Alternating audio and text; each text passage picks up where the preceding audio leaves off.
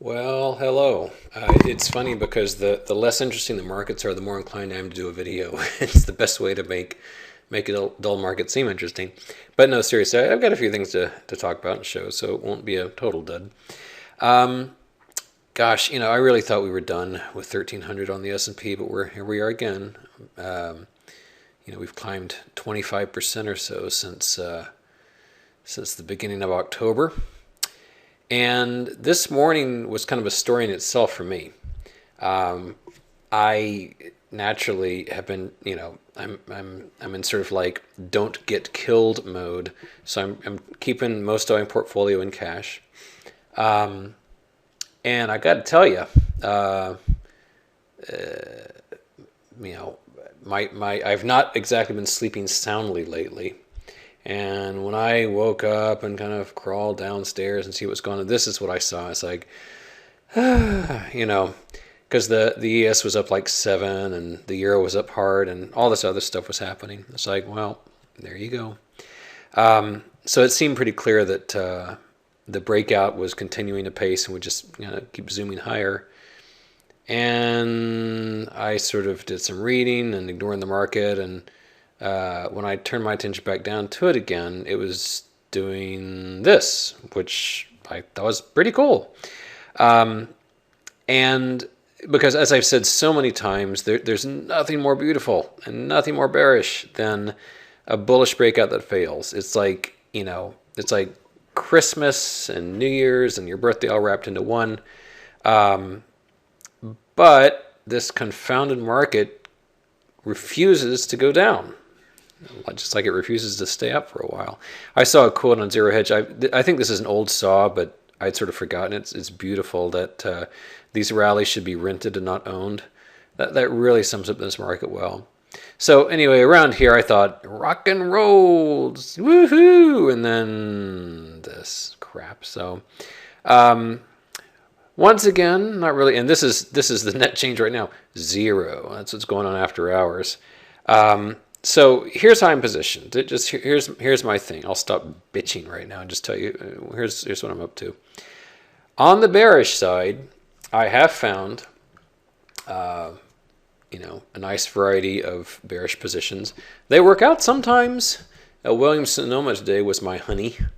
I was short this and boom, down over 12%. So that's what I'm talking about. That's the kind of stuff I want to see.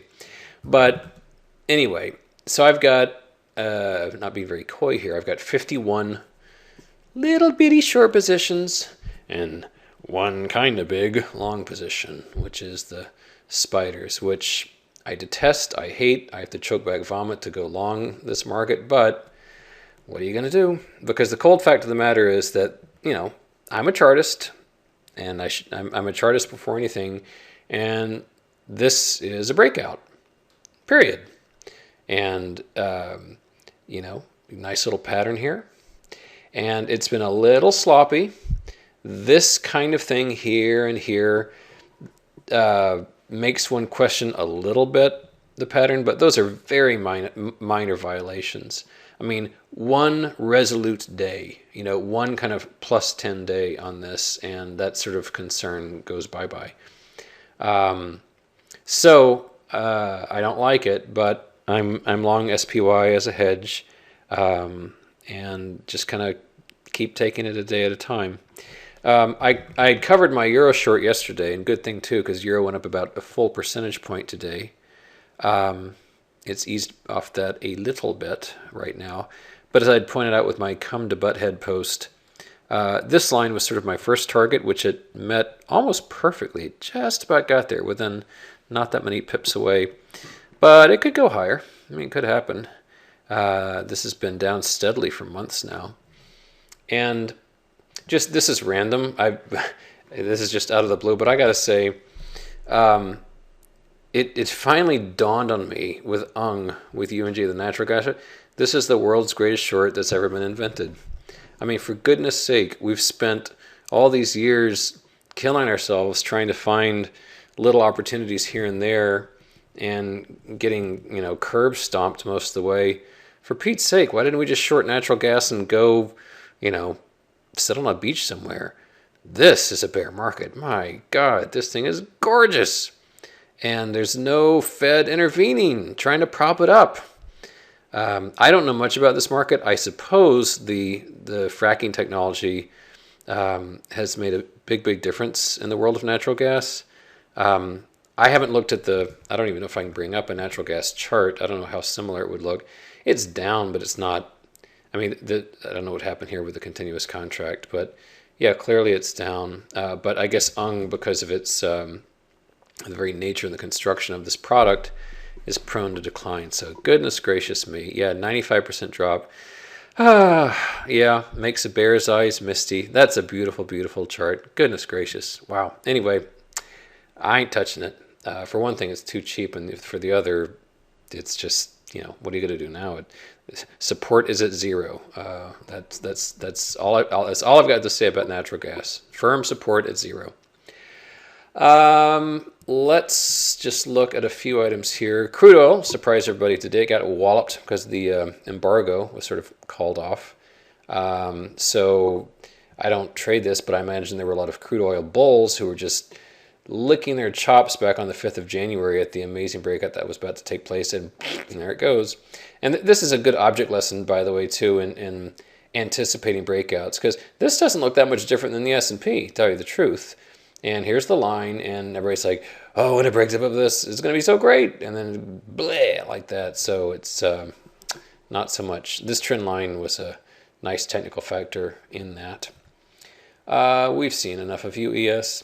Gold, not touching it for now. NQ, and man, curse the bad data here, yuck. It kind of makes this chart useless. But the NQ continues to be more of the standout. I mean, we've had 8 trading days this year, and you can see what the result has been. 1, 2, 3, 4, 5, 6, 7, 8. I mean, is that up every day? I think so. Let's just take a peek at the candlesticks. Close. It looks like the 9th might have edged down just a tiny bit, but that it's actually been a while since there's been such a long progression. In fact, pretty much since the 19th. The Nasdaq's made obscene gestures at us and just kind of moved higher. And bonds, I don't even bother with these right now. This chart's so stuck.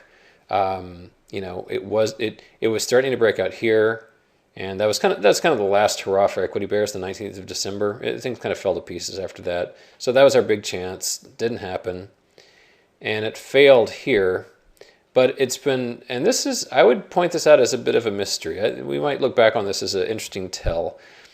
If equities have moved up all 8 days of this year, more or less, what's with bonds? I mean, their inverse correlation has sort of disappeared.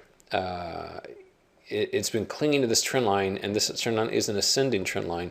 One would think that, all things being equal, bonds would be down in the upper 130s by now. There's this steady progression in equities. What's going on? Is the bond market smarter than the equity market? Is trying to tell us something? Well, nothing yet. As far as the euro goes, as I said, I've really stepped aside. I don't have a single even medium-sized short position right now. They're all babies. I just don't trust this market enough to be bold about it. And the euro was my if I'm going to go short anything, it's going to be the euro after I determine that whatever steam this little rally today has is exhausted. One day does not a rally make necessarily. So I guess in the most extreme circumstances, we could see this guy rally back to 133, and I'm talking extreme there. I mean, that would be, God knows what it would take to get there. But that's my next big technical barrier. This guy right here is sort of like wet toilet paper. It wouldn't take much at all to cut through that. I did some trades on GDX today. Made a little profit on some. Because of the euro strength, it was rather challenging. The monster gap on this one's way up here at 56.92. If it actually managed to get up there, I would be pretty eagerly shorting. As it is now, it remains terribly interesting to me, but I don't have any position in it at the moment. So yeah, I'm going to keep it short, 10 minutes. That'll do. So as we close, the ES is unchanged. And in the morning, if we're up a lot, I'll feel good about having this hedge. And if we're down a lot, I'll be pissed off that I had it at all. But that's the way the cookie crumbles. And if we're up a quarter or something stupid like that, then we'll just continue to wait and watch. Maybe nothing will really happen until earnings season kicks in. Nothing so far, folks. I will end here. I'm going to do other things. Bye-bye. Thanks.